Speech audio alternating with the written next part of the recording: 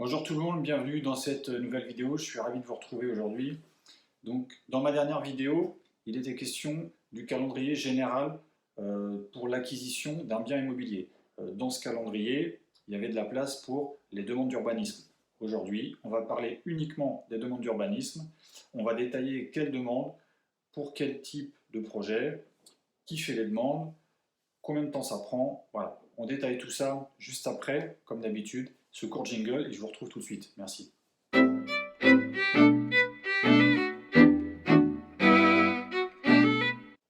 Donc l'urbanisme, c'est un sujet qui est très important pour nous en tant que marchands de biens, évidemment. Ça peut paraître un gros casse-tête pour la plupart. C'est beaucoup de paperasse et des choses à savoir. Oui, il faut avoir un minimum de connaissances d'urbanisme pour faire le métier de marchand de biens comme il faut, ne pas se reposer que sur les autres qui vont le savoir. Il faut savoir un minimum de choses soi-même. Donc les demandes d'urbanisme, c'est des choses qu'on va être obligatoirement amené à faire dans notre profession. Donc la moindre des choses, c'est au moins de savoir quel type de demande pour quel type de projet. Ça, c'est la base. Après, les délais, qui fait quoi, c'est autre chose. Mais quelle demande pour quel projet, c'est essentiel. Donc la première demande, la plus courante, et je dirais la plus facile à déposer, c'est le certificat d'urbanisme. Donc le certificat d'urbanisme, il y en a deux.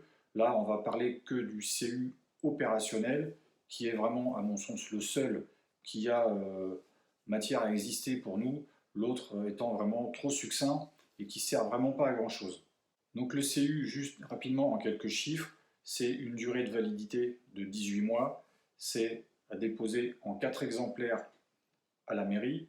Je vous conseille, dans la mesure du possible, la mairie n'est pas trop loin, vous n'avez pas 500 km à faire, c'est de déposer le CU en main propre à la mairie, au service urbanisme. Comme ça, vous avez, en partant, votre récépissé tamponné, validé.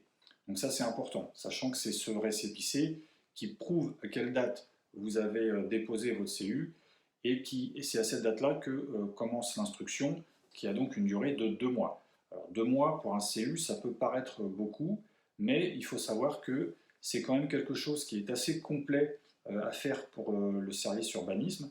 Pour certaines opérations, ils vont devoir démarcher et se renseigner auprès de tous les gestionnaires de réseau pour savoir qui passe où, quoi et comment. Donc ça prend du temps, forcément, c'est de l'administratif. En France, on sait que de ce côté-là, on n'est pas hyper rapide.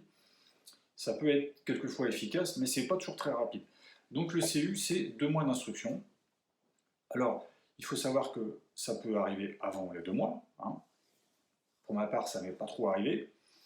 Ça peut arriver pile aux 2 mois. Ça peut arriver après. Si ça arrive après, en fait, ça veut dire que ça n'arrive pas. C'est que si vous n'avez pas de réponse au bout de 2 mois, ça veut dire que c'est tacitement validé. Ce qui peut se passer, c'est que 1 mois et 3 semaines après votre demande, vous recevez un courrier de la mairie qui vous demande des pièces complémentaires. Voilà. Ils vont vous dire que vous avez oublié de mettre quelque chose, ils ont besoin d'une information complémentaire. Bon, très bien. Alors, de temps en temps, je pense que c'est pour gagner un peu de temps parce qu'ils n'ont pas le temps de s'en occuper, ils sont un peu débordés de ce côté-là dans certains services. Donc, ils vous demandent une pièce complémentaire, vous la renvoyez et au moment où ils l'ont reçue, boum, on repart pour 2 mois. Voilà. Donc, le certificat d'urbanisme, qui peut le déposer? Alors, ça peut être vous, et évidemment. Vous n'êtes pas obligé d'avoir signé un compromis, une offre d'achat pour déposer un certificat d'urbanisme. Ce n'est pas obligatoirement le propriétaire qui dépose ce genre de choses. Ça peut aussi être le propriétaire actuel qui veut vendre son bien. Et s'il a un petit peu fait de l'immobilier, il sait qu'avec un CU positif, sa maison avec son grand terrain derrière à détacher se vendra beaucoup mieux. Ou s'il vend un immeuble avec un commerce au rez-de-chaussée vide, des logements au-dessus, il peut se dire que ça peut être intéressant de transformer le commerce en habitation. Ça peut se demander via un CU. Donc il peut faire ça, ou bien souvent, c'est les agences qui s'en occupent elles-mêmes. Et ça, c'est plutôt bien, parce que ça nous fait vraiment gagner du temps. Là, dernièrement, j'ai visité une maison avec 1500 m² de terrain. L'agence a décidé de déposer le CU pour le détachement de 1000 m². Et ils ont passé l'annonce qu'une seule fois, une fois le CU validé. Voilà. Donc ils ont attendu 2 mois avec le bien sous le coude, ils ont prévenu le vendeur en lui disant pour l'instant votre maison ne va pas se vendre comme ça, on préfère déposer le CU, il est validé, boum, on passe l'annonce avec détachement possible, CU validé. On l'a vu, vous l'avez vu certainement déjà en annonce, ça arrive souvent qu'il y ait marqué dans l'annonce CU en cours ou CU validé. Donc on demande un CU pour, donc, comme je vous l'ai dit, un détachement de terrain. Donc là, ils vont faire la demande au gestionnaire des réseaux pour savoir s'il y a l'eau qui passe, si c'est relié tout à l'égout. Vous saurez si vous devrez mettre un assainissement autonome, vous saurez s'il y a Enedis, enfin, vous saurez tout ce qui doit être fait pour pouvoir détacher le terrain. Ensuite, ça peut être pour un changement de destination, donc transformer un garage en habitation, une grange, une dépendance. Ça peut être aussi pour changer un commerce. Voilà. Donc ça, c'est des demandes qu'on fait par un CU. Pardon. Et il y en a d'autres. Si vous voulez faire une division de bâti, vous pouvez toujours demander un CU, parce que même s'il n'y a pas de demande obligatoire pour faire une division de bâti, c'est quand même pas mal de faire un CU, parce que si vous avez des compteurs à déposer, vous allez voir que Enedis va vous demander une autorisation de la mairie de non-opposition pour la division. Et en passant déjà par un CU, ça fait gagner un petit peu de temps et ça met déjà la mairie un peu dans la boucle pour votre opération. Et en plus, ça vous validera le fait que vous avez l'accès, vous avez la voirie, vous avez les stationnements. Voilà, c'est toujours mieux d'avoir ça dans sa poche pour démarrer une opération. Donc le CU, c'est une demande d'organisme qui peut évidemment et qui doit faire l'objet d'une condition suspensive d'obtention dans votre compromis. Hein. Si vous avez une opération où vous devez demander un CU ou d'autres qu'on verra après, il faut évidemment le mettre dans votre compromis. C'est très important. Donc ensuite, une autre demande d'urbanisme qui est très importante pour nous en tant que marchand de biens, c'est la déclaration préalable. Donc on va parler ici de DP. Donc la DP, elle a une durée d'instruction de 1 mois. Ça passe à 2 quand vous êtes en zone protégée, notamment dans les zones des bâtiments de France, les zones ABF. Vous avez des recours de tiers de 2 mois et des recours administratifs de 3 mois. Alors ce n'est pas 2 mois plus 3 mois, c'est 3 mois en tout, dont 2 mois pour les tiers. Donc ça, il faut bien penser, si vous avez une DP à déposer, il faut bien l'intégrer dans le compromis, évidemment, en conditions suspensives, et aussi donc prévoir des délais assez longs. Donc commencer une négociation dès le début avec votre vendeur. Comme je dis souvent, des fois il vaut mieux négocier un délai qu'un prix, si le prix est déjà bon. Donc pourquoi on demande une DP? Donc ça peut être pour un agrandissement. Alors un agrandissement, ça peut être une surélévation, ça peut être une véranda, ça peut être un agrandissement sur le côté. Si vous êtes dans une zone qui est gérée par un PLU, vous devez demander une DP pour un agrandissement de 5 à 40 mètres carrés. Si vous êtes dans une zone qui n'est pas gérée par un PLU, c'est de 5 à 20 mètres carrés. On va également demander une DP pour des modifs esthétiques extérieurs.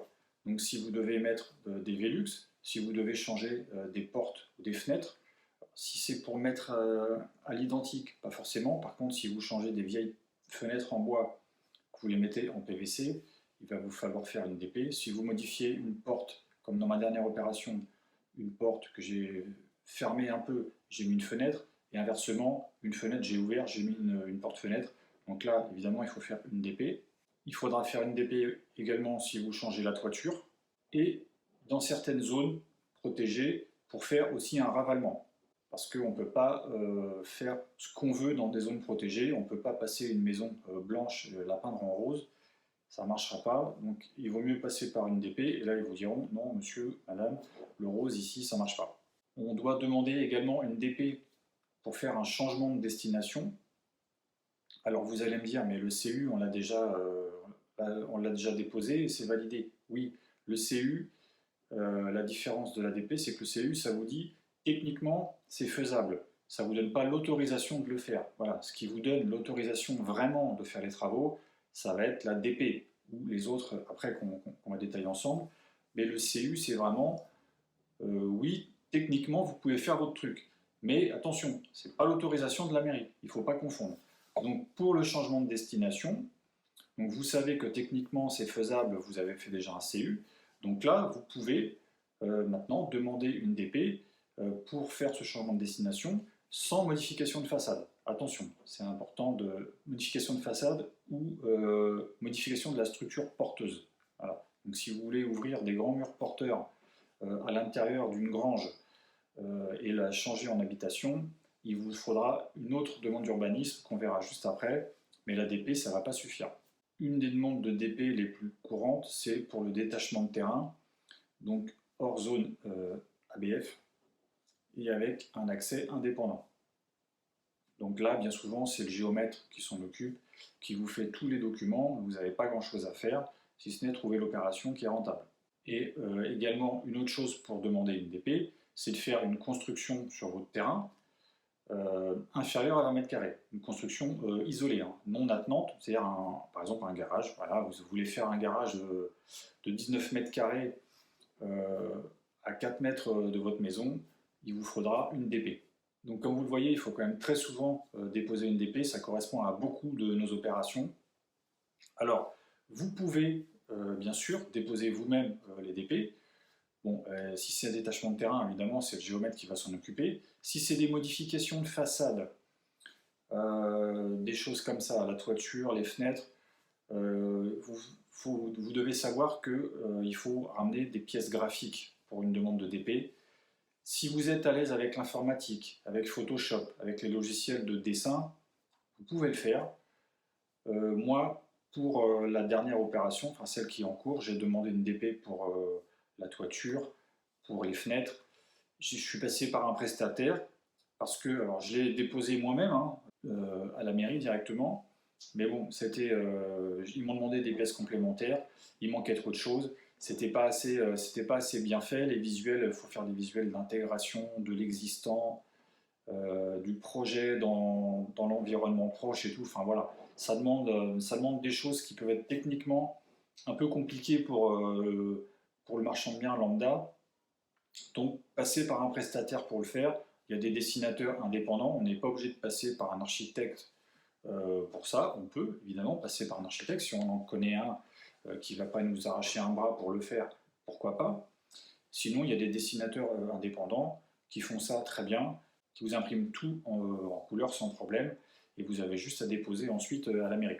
Alors pour ce qui est des tarifs, c'est difficile de vous donner un tarif précis. Hein.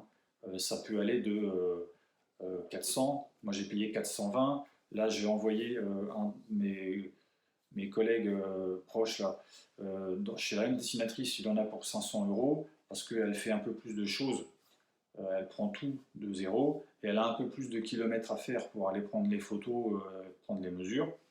Donc elle prend 500 €, mais je sais qu'il y a des architectes qui peuvent aller jusqu'à 2000 € pour faire une DP. Hein. Donc on a une fourchette assez large et ça va vraiment dépendre de votre prestataire. Donc voilà, on a fait un peu le tour pour la DP. Si vous trouvez que j'ai oublié des choses, ou vous avez des questions complémentaires, n'hésitez pas à me les poser dans les commentaires. Hein. Vous savez que je réponds à toutes les questions. J'en profite pour vous solliciter, pour mettre un petit pouce bleu pendant que vous regardez cette vidéo, ou juste après, ou vous abonner si ce n'est pas encore fait, en vous remerciant. Je tiens vraiment à atteindre le palier des 1000 abonnés avant la fin de l'année, ce serait vraiment beau. Donc je compte sur vous.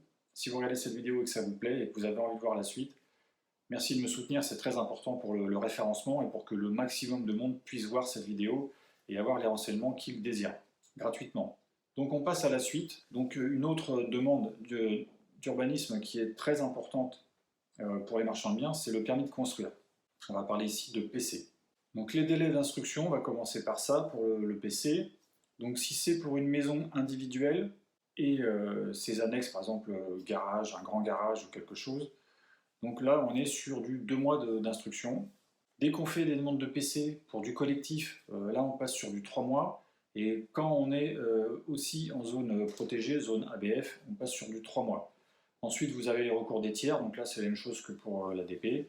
Donc on est sur 2 mois pour les tiers et 3 mois pour l'administratif, donc 3 mois en tout de recours pour l'ensemble des tiers.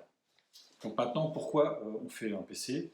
Donc on fait un PC pour un agrandissement supérieur à 40 mètres carrés, ou alors si vous faites un agrandissement supérieur à 20 mètres carrés, mais que du coup l'ensemble du bâti dépasse 150 mètres carrés, il faut un permis de construire et en plus, il faut que ce soit fait par un architecte. Il faut faire également un permis de construire pour une construction isolée supérieure à 20 mètres carrés, par exemple un garage non accolé à votre maison. Le changement de destination également, mais si vous modifiez l'aspect extérieur. Donc par exemple, si vous avez un immeuble avec un commerce en bas et qu'il y a une grande vitrine et que cette vitrine, c'est vrai que pour transformer en logement, c'est pas toujours très pratique les vitrines, donc on a besoin de modifier la façade, de fermer, de mettre un accès à la place.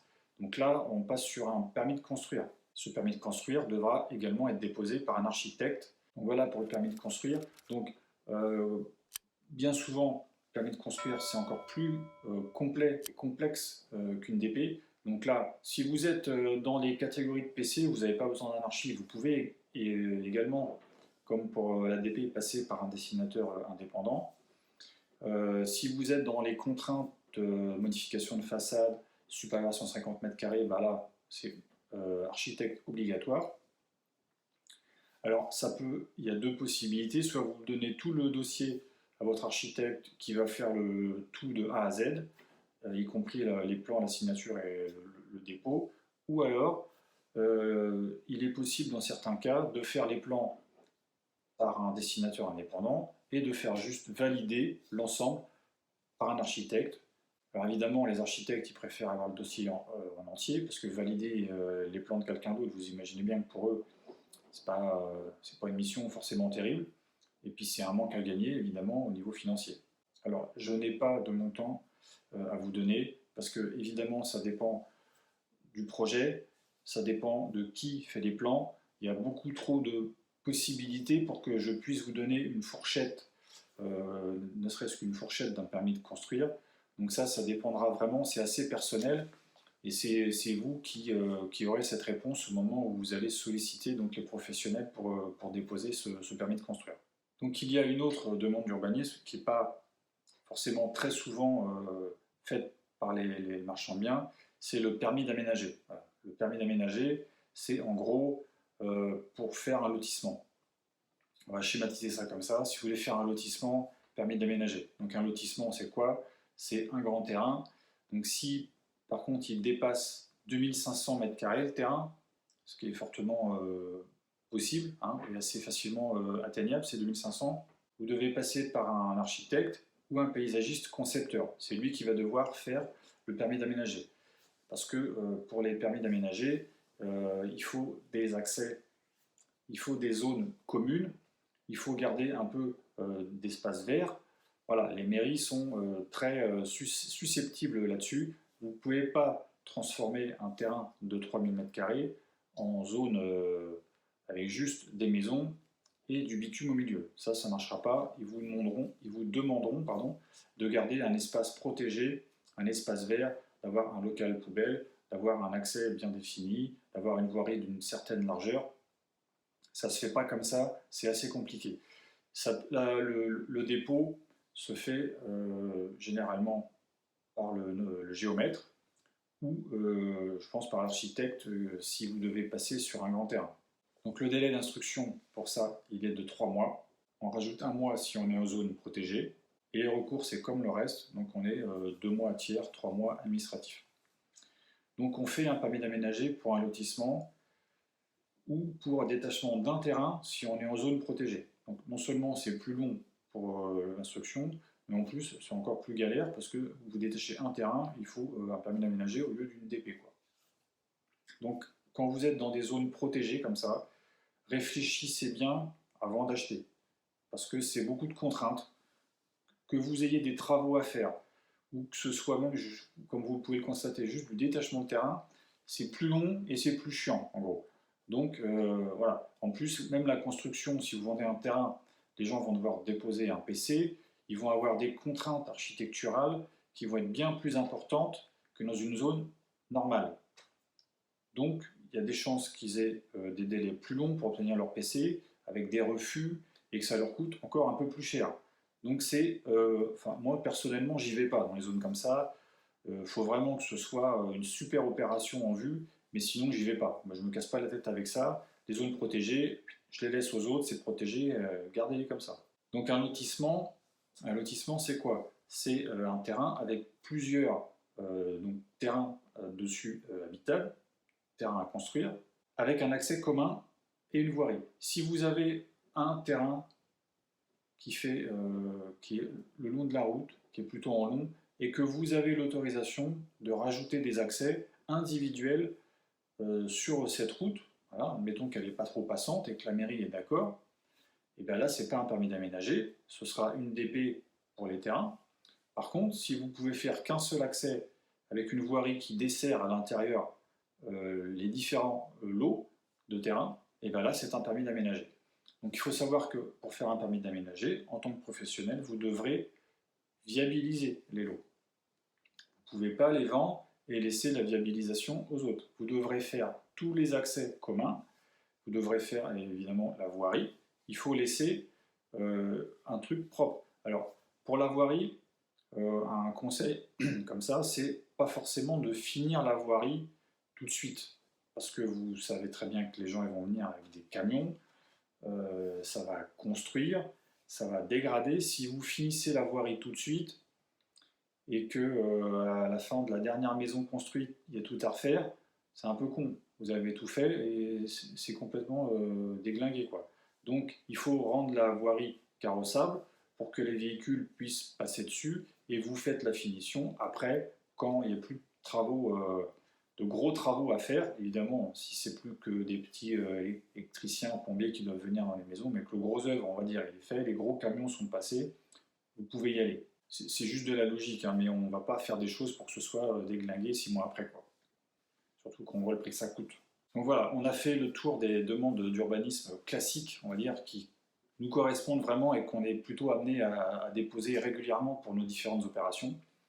J'espère que cette vidéo vous a intéressé. N'hésitez pas, donc, comme je vous le disais, à vous abonner, à commenter, à liker, et on se retrouve bientôt pour une nouvelle vidéo qui sera probablement un suivi de soit mon opération, soit mon appartement en rénovation à Saint-Jean-de-Mont. Il va bien falloir que j'y retourne. Allez, je vous dis à bientôt. Bye bye.